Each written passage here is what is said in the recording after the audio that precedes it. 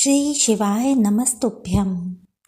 प्यारे भक्तों, शिवरात्रि आने वाली है और अब इस वीडियो में आप सुनेंगे भगवान भोलेनाथ और माँ पार्वती की एक रोचक कहानी।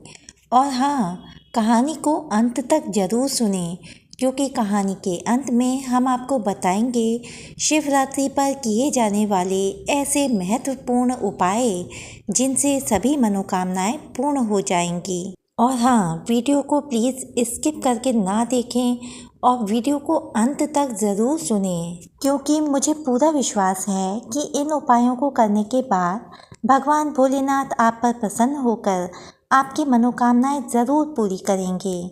और एक बात और बता देती हूँ भक्तों, जो भी उपाय करें वो पूरे विश्वास के साथ करें क्योंकि जब आप कोई उपाय पूरे विश्वास के साथ करते हैं ना, तो भगवान भोले बाबा भी आपके विश्वास को कभी टूटने नहीं देंगे।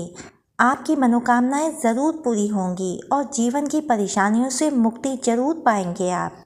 और कमेंट में जय भोले बाबा या ओम नमः शिवाय ज़रूर लिखें। एक समय पृथ्वी पर लगातार 12 वर्षों तक भयंकर अकाल पड़ा। अकाल के समय ना कहीं नभ पर बादल दिखाई दिए और ना ही धरा पर कहीं हरियाली। सभी झीलें, तालाब, नदी, नाले सूख गए। समस्त सृष्टि में हाहाकार मच गया। प्राणी जल की बूंद बूंद के लिए तरस गए तथा भूख से निष्प्राण होकर तड़पने लगे। इंद्र देवता को प्रसन्न करने के लिए लोग तरह तरह की प्रार्थनाएं, अर्चना आदि करने लगे, मगर मेघ थे कि कहीं गायब ही हो गए थे। किसान अपनी सोने जैसी धरती के बंजर हो जाने के भय से हर समय प्रार्थना में लीन रहते। सूर्य अपने प्रकाश को जिसे अग्नि के रूप में धरती पर डाल रहा था, उससे समस्त जीव जंतु अकाल मृत्यु को प्राप्त होने लगे। भयंकर गर्मी में एक किसान ने अचानक अपने खेतों में हल जोतना शुरू कर दिया। संयोगवश शिव पार्वती भ्रमण करते हुए वहां आ पहुंचे। कमजोर शरीर वाले उस किसान को बंजर धरती पर हल चलाते तथा पसीने से लथपथ हुए जब माता पार्वती ने देखा तो उनका हृदय पसीज गया। वह सोचने लगी, यह किसान बिना जल के धरती पर हल क्यों चला रहा है? जब तक अकाल की स्थिति है, हल चलाने का कोई औचित्य ही नहीं होगा। इसी सोच में डूबी हुई माता पार्वती से शिवजी बोले, पार्वती क्या सोच रही हो? पार्वती जी बोली, देव, पिछले कई वर्षों से अकाल पड़ा है। बिना बारिश के इस बंजर धरती पर कुछ भी तो नहीं उगेगा। फिर इस किसान को क्या पड़ी है जो इस भयंकर गर्मी में धरती पर हल चला रहा है? इससे वह स्वयं भी परेशान हो रहा है तथा बेचारे भूखे प्यासे बैल भी परेशानी में हैं। क्या इस किसान को लगता है कि वर्षा होगी? शिव बोले, नहीं, इसे कोई पूर्वाभास नहीं है कि वर्षा होने वाली है। अकाल के 12 वर्ष का समय व्यतीत हो जाने से इसे इस बात का भी आभास है कि निकट भविष्य में वर्षा होने का कोई संकेत नहीं है। पार्वती जी ने शिव जी की बात काटते हुए कहा, फिर यह व्यक्ति मूर्खता क्यों कर रहा है? माता पार्वती की शंका का समाधान करते हुए शिव जी बोले, यह व्यक्ति मूर्ख नहीं है, इसे सब कुछ पता है। फिर भी यह हल इसलिए चला रहा है कि कहीं इस लंबे अकाल में निठल्ले बैठे रहने से वह हल चलाना ही ना भूल जाए। शिव जी का उत्तर पाकर माता पार्वती उस किसान के कष्टों के निवारण का उपाय ढूंढने लगी। माता जानती थी कि भगवान शिव जी जब भी अपना वर्षादायी शंख बजाते हैं तो वर्षा होने लगती है। उन्होंने शिव जी से कहा, प्रभु, किसान यह सोचकर कि कहीं वह हल चलाना ही ना भूल जाए, कितना कष्ट उठाकर हल चला रहा है, लेकिन आपने भी तो इतने वर्षों से अपना वर्षादायी शंख नहीं बजाया है। कहीं ऐसा ना हो कि आप भी शंख बजाना भूल जाएं। नहीं पार्वती, ऐसा कैसे हो सकता है? शिव जी तपाक से बोले, मैं शंख बजाना भला कैसे भूल सकता हूँ? पार्वती जी झट से बोली, ऐसा क्यों नहीं हो सकता है स्वामी? इतने वर्षों से आपने शंख नहीं बजाया, ऐसे में हो सकता है कि आप शंख बजाना ही भूल गए हों। नहीं पार्वती, मुझे शंख बजाना आता है और अपना शंख बजाना ना तो मैं भूला हूँ और ना ही कभी भूल सकता हूँ। शिव जी ने पार्वती जी की शंका निवारण के प्रयास में कहा, मगर पार्वती जी अपनी जगह अडिग थीं। कहने लगीं, प्रभु यदि ऐसा नहीं है तो एक बार बजा कर क्यों नहीं देख लेते। पार्वती जी की बात सुनकर शिव जी को लगा कि वे संदेह में घिर गई हैं। संदेह निवारण करने के लिए उन्होंने तुरंत अपनी झोली से वर्षादायी शंख निकाला और पूरे वेग से उसे बजाने लगे।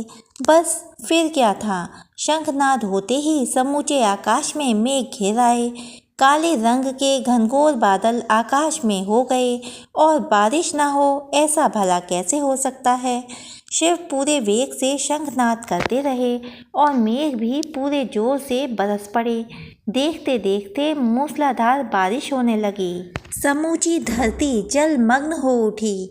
इतनी बारिश हुई कि सारी धरती की प्यास बुझ गई। किसान नाचने लगे, मानव ही क्या पशु पक्षी भी शिव जी की इस कृपा से धन्य हो उठे। माता पार्वती इस समूचे संसार की प्रसन्नता से गदगद हो उठी। माता पार्वती जो अपनी व्यवहार कुशलता के कारण पृथ्वीवासियों को संकट से बचाने के कारण ही जगदम्बा कहलाईं, वे शिव जी से मुस्कुराते हुए बोलीं, स्वामी आप तो सचमुच भोले भंडारी हैं। और अब हमारे भोले बाबा ये समझ चुके थे कि माता पार्वती बार बार उनसे शंख बजाने के लिए आग्रह क्यों कर रही थीं। तो देखा आपने भक्तों, ऐसी है हमारी भोले बाबा और माँ पार्वती की शुभ कृपा। ये कृपा जब हम भक्तों पर बरसती है ना, तो सारे दुख संकट परेशानियाँ दूर हो जाती हैं। और अब सुनिए भक्तों, शिवरात्रि पर किए जाने वाले विशेष उपाय। मनोकामना पूर्ति के लिए शिवरात्रि के दिन रात के समय अर्थात निश्चित काल में आपको क्या करना है, आपको लेने हैं 11 बेलपत्र और एक एक बेलपत्र के तीनों पत्तों पर श्री राम जी का नाम लिखना है।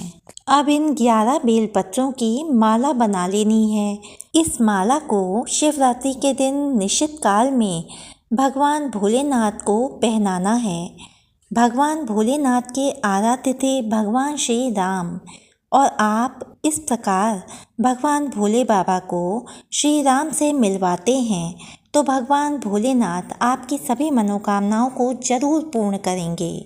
याद रखिए भक्तों, ये शिवरात्रि पर किए जाने वाला एक अचूक उपाय है।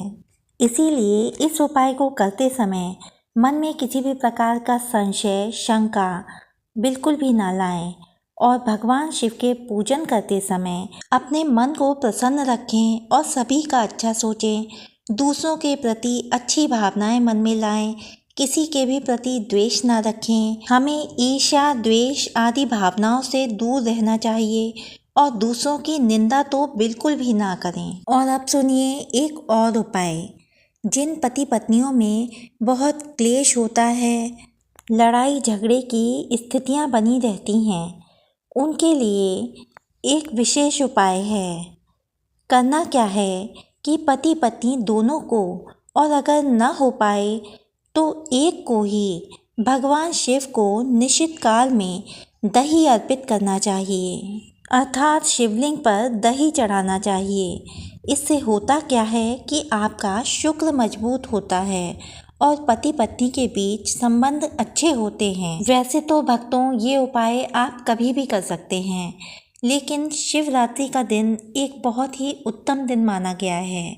इस दिन भगवान शिव शंकर और माँ पार्वती बहुत प्रसन्न मुद्रा में होते हैं और आपको जरूर आशीर्वाद देते हैं।